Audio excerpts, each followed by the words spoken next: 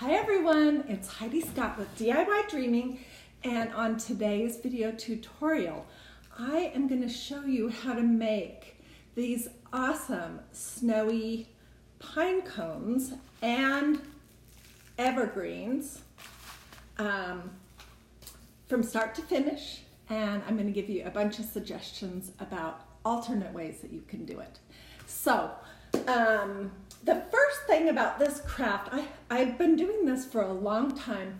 Maybe 10 years ago, I made a ton of these and I divided them up and I gave them as little Christmas gifts to some of my friends and neighbors. I didn't have the salt on them at that time. I just painted them. But I love this craft, and you can do so much with it, from putting them on your mantle to adding them to an arrangement. This is an arrangement that I will be in a dough bowl that I will be adding mine to. So let's start at the very beginning. The first thing you're going to want to do is collect some pine cones, and be picky about the ones that you take, okay? Don't take any ones that are smushed or not open at all, or wet or soggy, or look like they've been laying on the ground for a long time. And in my situation, I just went out in my backyard. We have a woods, and I just picked up the pine cones there. If you don't have access to pine cones in your yard, you can always go to your favorite local park. Almost certainly they have pine trees there and there are pine cones there. Or go out at night with a flashlight and walk over to your neighbor's yard. They won't care, but pick up some pine cones there. In any case, they're completely free. There's no point buying pine cones when there's plenty of them that you can find. Okay, so the next step is that you want to come home. Oh, hey, and if you're watching, tell me that you're here. Say hi, give me a heart. Hey, Mary, hey, Connie. Tell me where you're watching from. Let me know if you've ever done anything like this, if you have suggestions or ideas. That just makes it more fun. Okay, so the second step is most of the pine cones that are out there in nature, they have little critters and stuff living in them. And you do not want little critters to come live inside your house. So the easiest way to make sure that the little critters are all gone is just to line a baking sheet with tin foil in case there's any sap. You don't want that on your good baking sheet, although my baking sheet has seen better days. Look at that. Anyways, hey Tina from North Carolina. Hey Connie from North Carolina. Thank you guys for watching. So then you're just gonna lay all the pine cones that you picked up in here on your baking tray that's lined with foil, and put it in an oven that's 200 degrees for 1 hour. Pay attention, don't leave, but pay attention if there starts to be some smoke or anything. I did this morning for 1 hour and it was completely fine. Then I let them cool, okay? And then I did look on my sheet, and there are some little droppings, but I don't see a ton of critters in my pine cones. And maybe that's because I picked them up after we had a big windstorm. Hey, Memmy from Mississippi. Hi, Christina. Thank you guys for watching. I picked mine up in the yard after we had a big windstorm, so probably they weren't there from last year. So do try to pick the freshest ones that you can find that are open, okay, and that are relatively straight, although almost all of my pine cones have sort of a little bend to them. I'm not sure why. Anyways, be picky and just get good pine cones. All right, then you're gonna bake them, then you're gonna let them cool.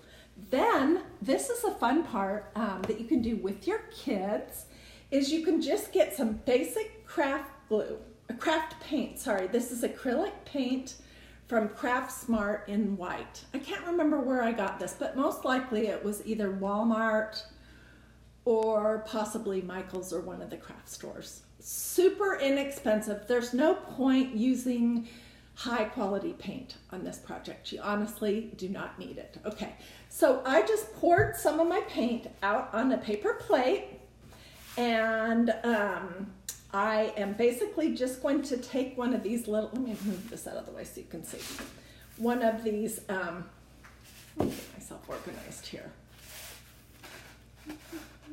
I'm going to take one of these little sponge brushes and dip it in my white paint.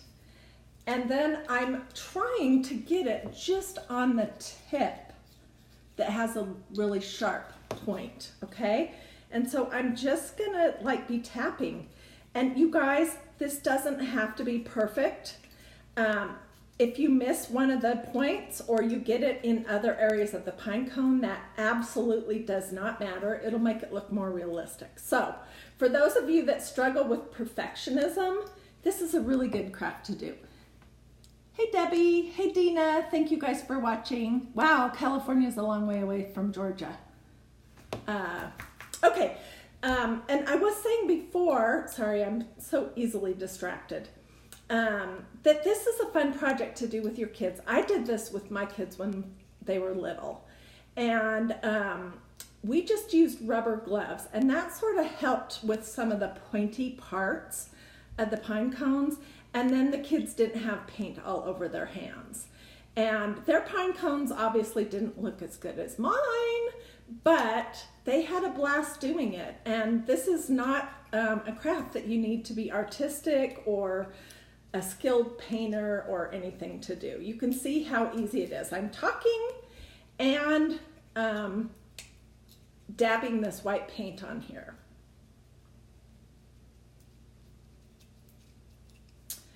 And when you get to the very bottom, in case your pine cone ends up in an arrangement where the bottom is showing, I like to just take my little dabber and just do a good amount of it, okay? Can you see? Hey Lucretia, I love your name.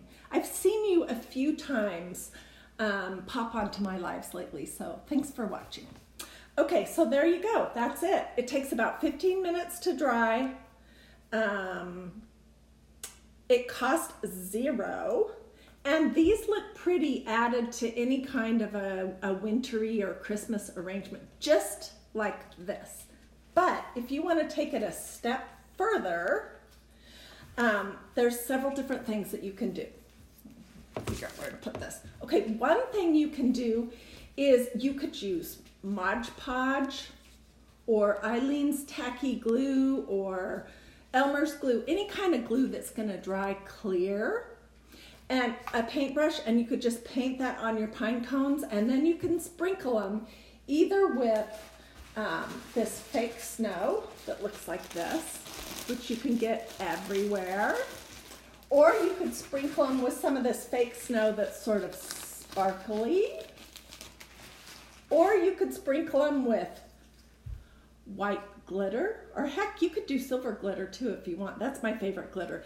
This glitter right here came from Walmart, and it's less than $3, or maybe $3.50 for the entire container. So you could do all of those things, but for my projects today, I wanted to show you this really cool idea that I think really adds a lot to it, and that is using salt, okay? So this is Morton's coarse kosher salt. It was about $3 for this huge box, which I have no idea, it probably weighs 4 pounds. I got it at Walmart. It's in the section where the spices are and where all your different salt and peppers are, okay? So what I did is I just went outside with some spray adhesive. This is easier. This is Gorilla Spray Adhesive, heavy duty. It's what I had on hand. Hey Miranda, hey Kathy. But if you have light duty adhesive that's a spray, or if you want to just hop out to the craft store and pick some up, you don't have to buy a name brand or a heavy duty one. I just used what I had. Okay, so I'm not going to spray this in the house, but I'm going to show you basically what I did. I laid a pine cone out in my yard on a paper plate, and then I just sprayed all over one side. And I was careful to then lift my pine cone up and spray down into it so that the tackiness would be on the edges and inside. And then I flipped it over and did the same thing. the front of it and then down the sides of it, okay? And then while I was still outside, I just poured my salt on my pine cone. And look how pretty it is. I will take some close-up pictures of it. What I need to do now that the adhesive has dried is I just need to go outside and hit it a few times to knock the loose salt off of it. But I think it's beautiful. I love the look of the coarse salt. I think that looks a lot more natural than using fake snow or glitter or sparkly snow, okay? And you may already have some coarse kosher salt in your house.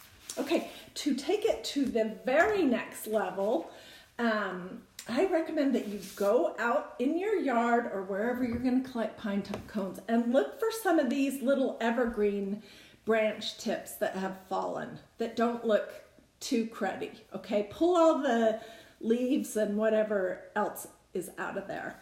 And I did the same thing with my paint. I just dabbed it up the, in the white paint, painted it on all the tips, being messy. And then I added a little bit like where these little baby pine cones are, okay? And I just dabbed it all over. And then when that was dry, I did the same thing with the spray adhesive and my kosher salt. And here is what I made. Isn't that beautiful? And it was absolutely free. Okay, so you can see I put the paint on the end of the tips, and then I put some paint up here at the very top, and then I sprayed just the base area right here with the adhesive, and then I sprinkled my salt on it. And I will go back outside after it's all completely dry. I was so excited to show you guys this that I couldn't wait for it to be fully dry. So I'll go back outside and I'll hit off some of the extra salt that's on there. And then I'll add it to an arrangement. And I think it's going to be beautiful. And I think that this would be a fun craft for you to do with some of your girlfriends over a glass of wine, to do with your kids, or just to do as little favors to give people as they come over to celebrate the holidays with you.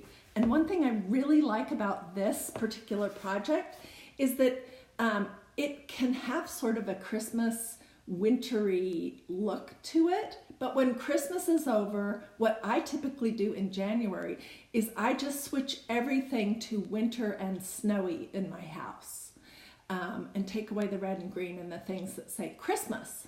So, hey Melissa, hey Jeffrey, oh Christy, hey Christy, thank you, I'm glad you like it. Beautiful and free is a great combo. Oh my goodness, yes. Almost all of the crafts that I do here on this page, DIYDreaming, they're quick because I have a very short attention span. They're super easy. They don't require 15 ingredients. They are sometimes a little unusual, and I think using coarse kosher salt is sort of a little unusual for this project. They're super affordable, and then usually my projects tend to be black and white and neutral. And I guess that these pine cones and evergreen boughs qualify as neutral. So let's see. Oh, I had one other thing I wanted to share with you, and that was this. I'm about to give these to the ladies who are in leadership at my community Bible study tomorrow. And before they're gone, I just wanted to show this project to you. I did do a Facebook Live, and I posted a bunch of pictures on this project about maybe 2 weeks ago. So if you're following my page, and I hope you will, look back through the photos until you find this and find the live that I did, and you'll see all the details. But just to give you the highlights, this is just one of those easels that you can buy. These came from Hobby Lobby. I took a hot glue gun and just added this messy cross. You can see it's 3D. Then I painted the whole thing with this great paint called Rescue Restore paint from a maker studio in this color that I love called Biscuits and Gravy. Then I did a little gold leaf on the cross, and just for extra emphasis, I did a little bit of gold leaf here and there and on the corners. And then to top it off, I added a Bible verse, which for my group, we've been studying a lot of different things about Christian living, but this verse is meaningful. It's 1 Thessalonians 5:10. And of course I wrote the year 2019. And these things cost me probably $3 or $4 a piece. So they're just a nice, easy to make little gift. And if you're interested, go look back in my videos and make some of these. And if you do, you can do whatever colors you like. You can do whatever color of gold leaf, silver leaf, copper leaf, variegated copper leaf that you like. All those products are available from a maker studio, and I have links in my blurb about that when I post it. So that's all I have for you today. I do have a lot more projects lined up and ready to go. I hope you liked this one. This was my second project that was out of my norm. I typically do more projects that are something where you're painting and stenciling something. I guess this was painting, but I've decided that I'm going to expand the kind of projects that I do on DIY Dreaming, and I hope that you like these, and I hope that you'll follow my page. And if you love these ideas and you have friends that like crafts, I hope that you'll sprinkle this video. And anyways, thanks for watching. I will see you again very soon.